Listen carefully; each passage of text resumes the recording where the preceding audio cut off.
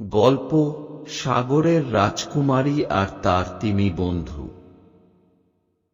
দূর এক সাগরের গভীরে ছিল এক রহস্যময় জগৎ। সেখানে বাস করত এক রাজকুমারী, নাম তার মেরিনা।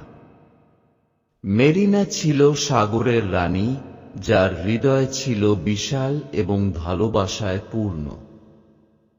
তার সঙ্গী ছিল একটি বিশাল নীল তিমি, নাম তার লুনা।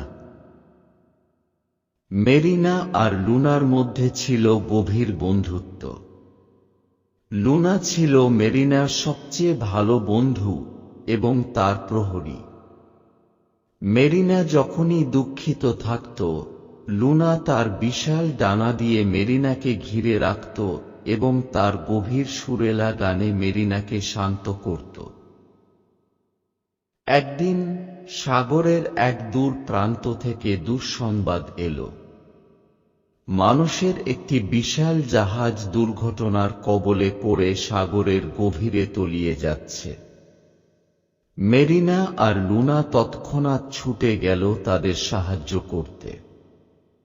জাহাজটি তিমি মাছের জন্য বিপজ্জনক ছিল, কারণ এর ভারী কাঠামো সাগরের প্রাণীদের আহত করতে পারত।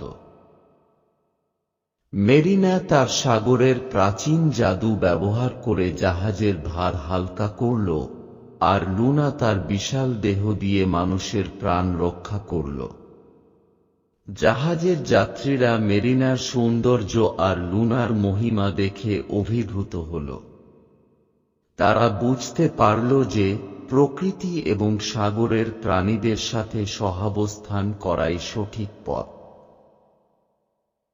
এই ঘটনায় মেরিনা আর লুনার ভালোবাসা এবং বন্ধুত্ব আরো গভীর হল। তারা জানত তারা একসাথে অনেক কিছু জয় করতে পারবে। মেরিনা আর লুনার এই ভালোবাসার গল্পটি সাগরের জলে, বাতাসে এবং মানুষের হৃদয়ে চিরস্থায়ী হয়ে রইল। এভাবে মেরিনা আর লুনার ভালোবাসার গল্প আমাদের শিখিয়েছে যে প্রকৃতি আর প্রাণীদের প্রতি ভালোবাসা, যত্নশীলতা এবং সম্মান প্রদর্শনই মানবতার প্রকৃত সৌন্দর্য।